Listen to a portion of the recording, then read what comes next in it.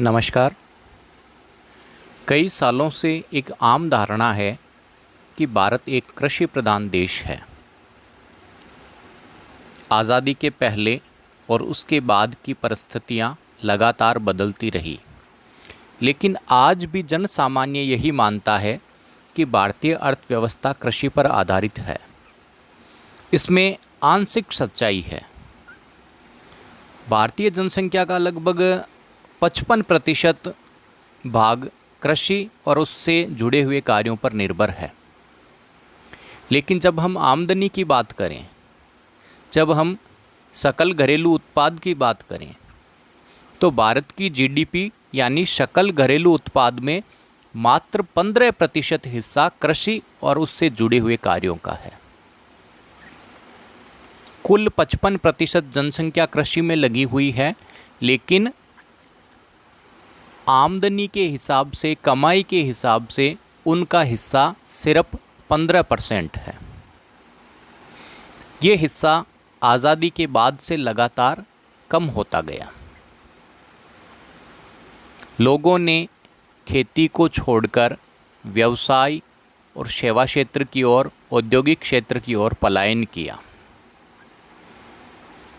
जब इस ट्रेंड की बात करें तो इसकी जड़ें हमें ब्रिटिश शासनकाल में दिखाई देती हैं। अंग्रेज़ों के आगमन के बाद लगातार औद्योगिकीकरण और पूंजीवाद का विस्तार हुआ। उन्हीं की नीतियों के परिणाम स्वरूप किसानों ने धीरे धीरे खेती को छोड़ना शुरू किया। 19वीं शताब्दी से शुरू हुआ यह ट्रेंड आज तक चल रहा है। किस तरह किसान प्राकृतिक आपदाओं के साथ साथ कर्ज, लगान आदि मानव निर्मित व्यवस्थाओं का शिकार बनता गया। क्यों किसानों का अपनी खेती किसानी से मोह भंग होता गया, इसका जीवंत चित्रण हमें मुंशी प्रेमचंद की कहानी पूष की रात में मिलता है। स्नातक तृतीय वर्ष हिंदी साहित्य के द्वितीय प्रश्न पत्र कथा साहित्य के तहत इस कहानी को हमारे सिलेबस में शामिल किया गया है। तो आइए हम देखते हैं कि 20वीं शताब्दी की शुरुआत में किस तरह, किन परिस्थितियों में उलझकर एक किसान अपनी किसानी, अपनी खेती को छोड़कर मजदूरी की ओर बढ़ने लगता है। आइए सुनते हैं प्रसिद्ध कहानी पूष की रात। हल्कू ने आकर स्त्री से कहा, सहना आया है, लाओ जो रुपए रखे हैं उसे दे दूं, किसी तरह गला तो छूटे। मुन्नी झाड़ू लगा रही थी, पीछे फिरकर बोली, 3 ही तो रुपए हैं, दे दोगे तो कंबल कहाँ से आएगा? माघ पूस की रात हार में कैसे कटेगी? उससे कह दो फसल पर रुपए दे देंगे, अभी नहीं है। हल्कू एक क्षण अनिश्चित दशा में खड़ा रहा। पूस सिर पर आ गया।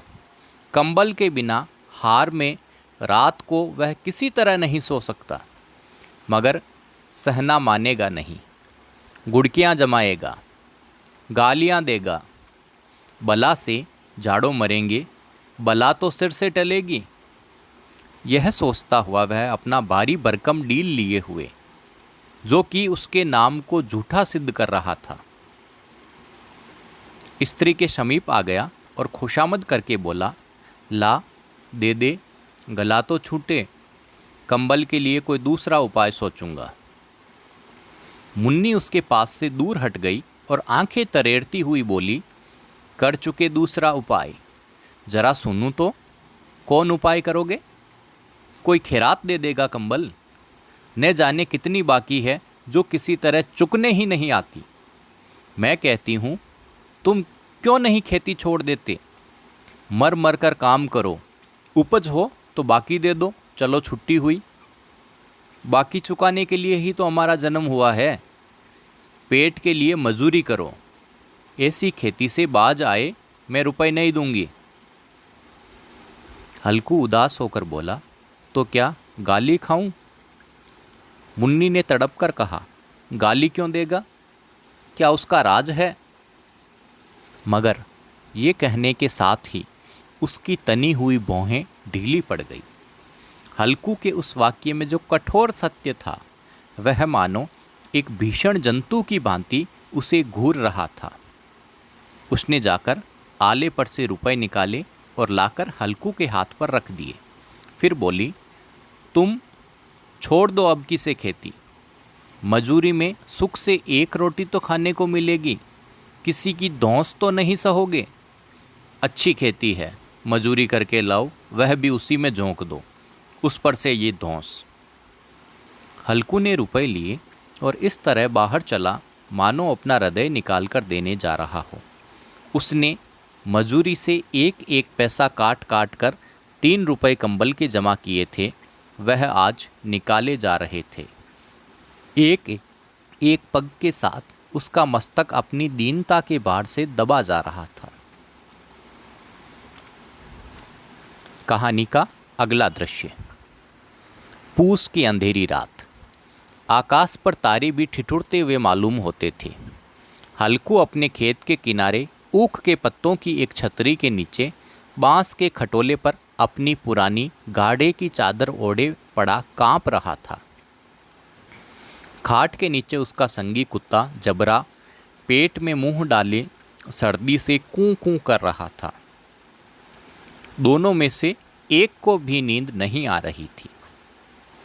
हल्कू ने घुटनियों को गर्दन में चिपकाते हुए कहा, क्यों जबरा, जाड़ा लगता है? कहता तो था घर में पुआल पर पड़ा रहे, तो यहाँ क्या लेने आए थे? अब खाओ ठंड। मैं क्या करूं? जानते थे मैं यहाँ हलवा पूरी खाने आ रहा हूँ, दौड़े दौड़े आगे चले आए। अब रो नानी के नाम को। जबरा ने पड़े पड़े दुम हिलाई और अपनी कूं कूं की को दीर्घ बनाता हुआ एक बार जमहाई लेकर चुप हो गया। उसकी श्वान बुद्धि ने शायद ताड़ लिया, स्वामी को मेरी कूं कूं से नींद नहीं आ रही है।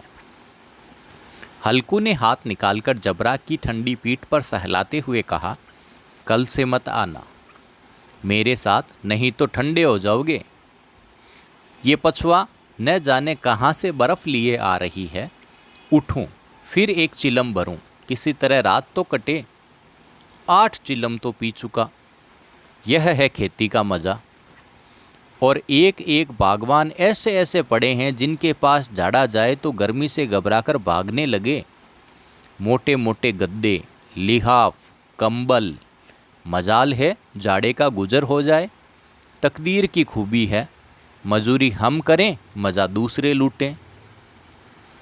हल्कू उठा और गड्ढे में से जरा सी आग निकालकर चिलम भरी। जबरा भी उठ बैठा। हल्कू ने पीते हुए कहा, पिएगा चिलम? जाड़ा तो क्या जाता है, हाँ जरा मन बहल जाता है। जबरा ने उसके मुंह की ओर प्रेम से छलकती हुई आंखों से देखा। हल्कू ने कहा, आज और झाड़ा खा ले, कल से मैं यहाँ पुलाव बिछा दूंगा, उसी में घुसकर बैठना, तब जाड़ा नहीं लगेगा। जबरा ने अगले पंजे उसकी घुटनियों पर रख दिए और उसके मुंह के पास अपना मुंह ले गया। हल्कू को उसकी सांस गर्म लगी। चिलम पीकर हल्कू फिर लेटा और निश्चय करके लेटा कि चाहे कुछ हो अब की सो जाऊंगा। पर एक ही क्षण में उसके हृदय में कंपन होने लगा। कभी इस करवट लेटता, कभी उस करवट। पर झाड़ा किसी पिशाच की भांति उसकी छाती को दबाए हुए था। जब किसी तरह न रहा गया तो उसने जबरा को धीरे से उठाया, उसके सिर को थपथपाकर उसे अपनी गोद में सुला लिया। कुत्ते की देह से न जाने कैसी दुर्गंध आ रही थी, पर वह उसे अपनी गोद में चिमटाए हुए ऐसे सुख का अनुभव कर रहा था जो इधर महीनों से उसे न मिला। जबरा शायद समझ रहा था कि स्वर्ग यहाँ है, और हल्कू की पवित्र आत्मा में तो उस कुत्ते के प्रति घृणा की गंध तक नहीं थी।